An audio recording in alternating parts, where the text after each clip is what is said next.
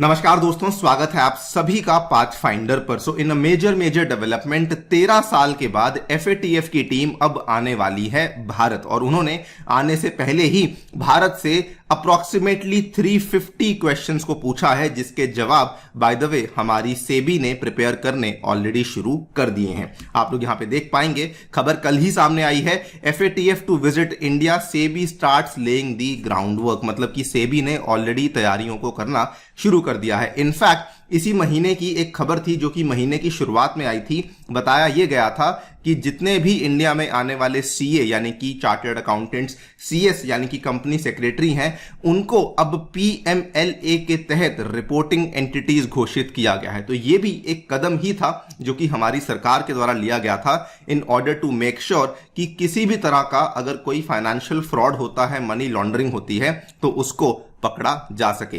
बात करेंगे कि एफएटीएफ की जो टीम है वो इंडिया क्यों आने वाली है। ऑल्सो डिस्कस किया जाएगा कि हमारी गवर्नमेंट एंड सेबी इस चीज के लिए क्या क्या कदम लेने वाली है। आइए शुरू करते हैं दोस्तों मेरे साथ। मेरा नाम है अनिरुद्ध। हमें फॉलो करने के लिए यहां पर दिए गए टेलीग्राम चैनल के माध्यम से फॉलो कर सकते हैं। लेक्चर की पीडीएफ आपको नीचे दिए गए डिस्क्रिप्शन में अवेलेबल करवाई गई है, वहां पर जाकर के डाउनलोड कर सकते हैं। दोस्तों बताना चाहूंगा कि इस साल के रिजल्ट में अनअकैडमी ने एक बार फिर से बहुत सारे लर्नर्स का सिलेक्शन इंश्योर करवाया है। जो 933 लर्नर्स की लिस्ट आई है उसमें दोस्तों 333 लर्नर्स जो हैं वो अनअकैडमी के ही प्रोग्राम से होकर के गुजरे हैं। तो अगर आप भी अपनी तैयारी को अनअकैडमी से करना चाहते हैं, अपने आईएएस बनने का सपना पूरा करना चाहते हैं, तो आपके लिए हम लोग लाए हैं इंडिया का सबसे अफोर्डेबल, सबसे कॉम्प्रिहेंसिव अग्निपथ बैच, जिसमें कि हम लोग आपके लिए क्लासेस एवं टेस्ट सीरीज दोनों अवेलेबल करवा रहे हैं, वो भी मात्र 8,000 रुपए में। एनरोल करते समय आप लोग मेरा कूपन कोड अनि यूपीएससी इस्तेमाल कर सकते हैं। ऑल्सो दोस्तों इसमें आपको 900 से भी अधिक घंटे की लाइव क्लास दी जाएगी और ये बैच आपके लिए हिंदी में भी अवेलेबल करवाया जाएगा। एनरोल करते समय अगेन यहां पर भी आप लोग मेरा कूपन कोड अनि यूपीएससी इस्तेमाल कर सकते हैं। ऑल राइट, सो इंडिया का जो आखिरी बार एफएटीएफ का इवैल्यूएशन हुआ था वो आज से 13 साल पहले 2010 में हुआ था। उस इवैल्यूएशन के बाद 3 साल लिए एफएटीएफ ने अपनी रिपोर्ट को पेश करने में, और जून 2013 में एफएटीएफ ने कहा, इन्होंने इंडिया की सराहना करी कि India had made significant progress in addressing deficiencies जो कि म्यूचुअल इवैल्यूएशन रिपोर्ट में पाई गई थी, एंड डिसाइड किया that the country should be removed from the regular follow up process. मतलब कि बार बार हमें इंडिया आने की आवश्यकता नहीं है, क्योंकि जो भी यहां पे कमियां पेशियां थी वो इंडिया के द्वारा एड्रेस कर ली गई हैं। नाउ एफएटीएफ की टीम 2010 में क्यों आई थी? बिकॉज इंडिया ने असल में एफएटीएफ को ऑब्जर्वर स्टेटस के तौर पे 2006 में ज्वाइन किया था एंड फुल मेंबर हम बने थे 2010 में। बताना चाहूंगा आज के टाइम पे एफएटीएफ में 39 सदस्य आपको देखने को मिल जाते हैं, जो कि बेसिकली बताते हैं कि दुनिया में जितने भी बड़े बड़े फाइनेंशियल सेंटर्स हैं ना, उन सभी कंट्रीज में आने वाले जो फाइनेंशियल सेंटर्स हैं वो सारी की सारी कंट्रीज आपको इस एफएटीएफ की मेंबरशिप में देखने को मिल जाती हैं।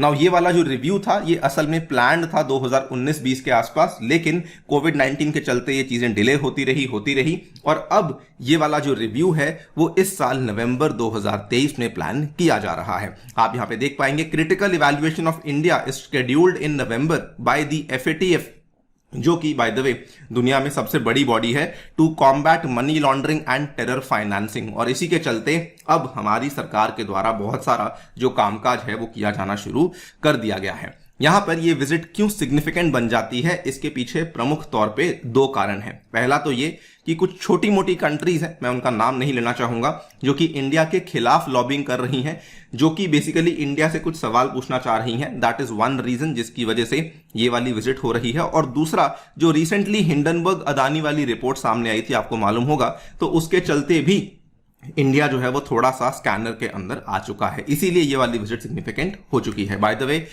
आई शुड टेल यू कि एफएटीएफ ने ऑलरेडी अपनी टीम को भेजने से पहले एक बहुत ही भारी भरकम लिस्ट को भेज दिया है। 350 से भी ज्यादा क्वेश्चंस हैं जो कि उन्होंने गवर्नमेंट को भेज दिए हैं। इसका जवाब अब गवर्नमेंट तैयार कर रही है, और इसका जवाब आने के बाद भी जनरली बहुत सारे काउंटर क्वेश्चंस हैं जो कि एफएटीएफ के द्वारा पूछे जाएंगे। तो ये लिस्ट खत्म नहीं हुई है, अभी आंसर्स देंगे हम लोग और उसके बाद उसका फिर से क्वेश्चन एफएटीएफ के द्वारा पूछा जाएगा।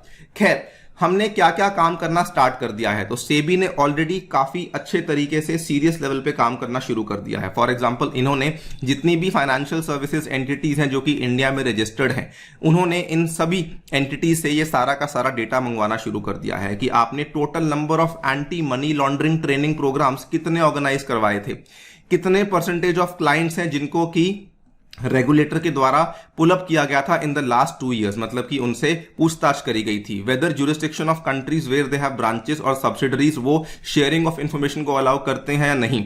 इन्होंने बल्कि ये भी बोला कि आप कितनी बार अपने बोर्ड ऑफ डायरेक्टर्स को एंटी मनी लॉन्ड्रिंग से जुड़े हुए मुद्दे के बारे में बताते हैं।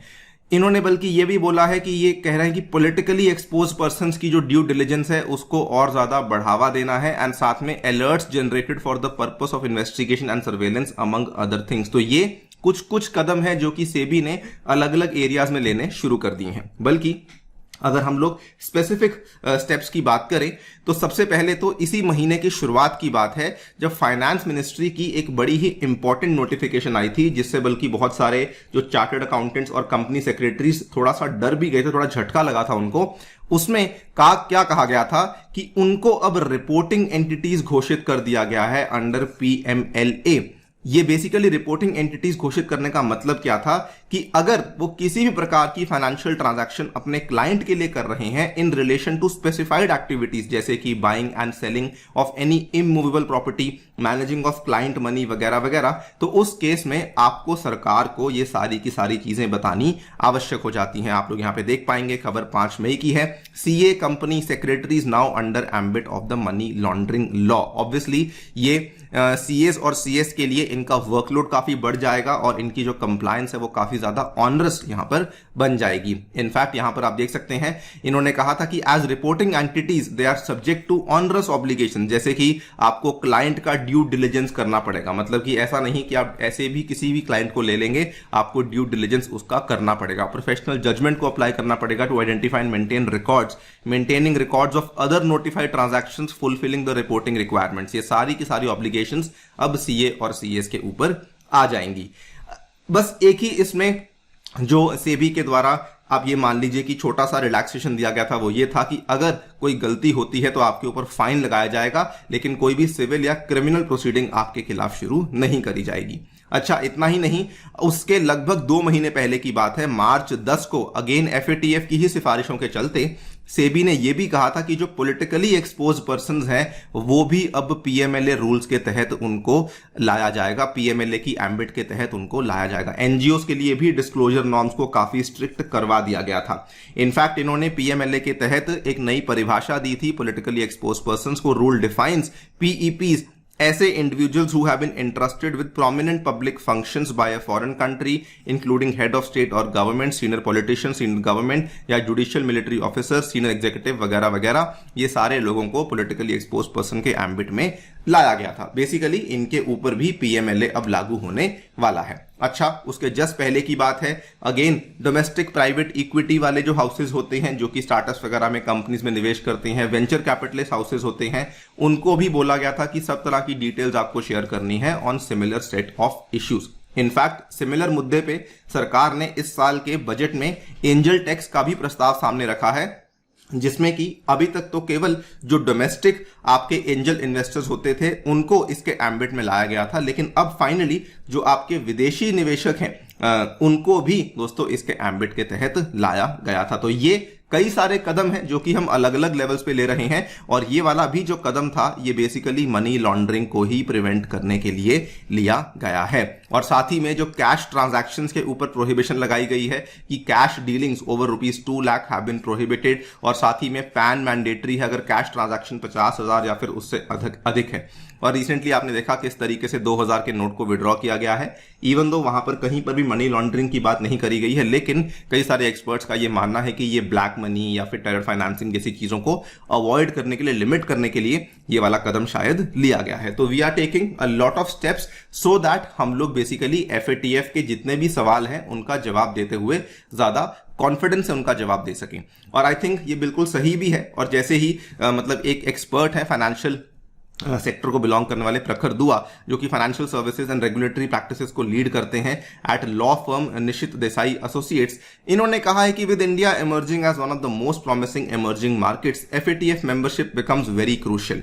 अगर हम बहुत क्लोजली देखें तो रिसेंट चेंजेस जो एंटी मनी लॉन्ड्रिंग लॉज में करे गए हैं वो बेसिकली बताते हैं कि गवर्नमेंट एंड सेबी जो है वो पूरी कोशिश कर रही है कि India remains a stable and a transparent economy. I think personally भी मैं कहूं तो बहुत ही सही स्टेप्स हैं जो कि लिए जा रहे हैं in order to make sure कि किसी प्रकार का कोई भी ओपेकनेस हमारी इकोनॉमी में नहीं है। जो भी आप लोग देखना चाहते हैं आकर के देख सकते हैं, हम एक खुली किताब हैं और जो भी हम लॉज वगैरह भी चेंज कर रहे हैं वो इसीलिए चेंज कर रहे हैं सो दैट मनी लॉन्ड्रिंग जैसी खराब एक्टिविटीज को रोका जा सके। We have basically put our best foot forward और हम लोग कोशिश यही करेंगे कि जो भी आपकी रिक्वायरमेंट्स हैं उनको पूरा किया जा सके, बिकॉज अगर कोई भी प्रॉब्लम यहां पे आती है तो उस केस में इवैल्यूएशन प्रोसेस और फिर वो काउंटर क्वेश्चनिंग प्रोसेस काफी लंबा खिंच सकता है, जिसका नेगेटिव इंपैक्ट इंडिया जैसी इकोनॉमी को देखने को मिल सकता है। दोस्तों, आपकी इस पे क्या राय है मुझे कमेंट सेक्शन में डेफिनेटली बताइएगा। जाने से पहले बताना चाहूंगा आपके लिए दोस्तों कुछ इंपॉर्टेंट वीडियोस हम लोग लेकर आने वाले हैं, ये तो बल्कि कल ही आने वाली है, तो please stay tuned to Pathfinder, ये वीडियो को मिस बिल्कुल मत करना। इसके अलावा अगर आपने अभी तक हमारी टेस्ट सीरीज को चेकआउट नहीं किया है तो वो भी कर सकते हैं। मात्र 3000 में प्रीलिम्स टेस्ट सीरीज है, मात्र 2500 में आपको मेंस की टेस्ट सीरीज अवेलेबल करवाई जा रही है। Thank you so much for listening, stay tuned and stay safe.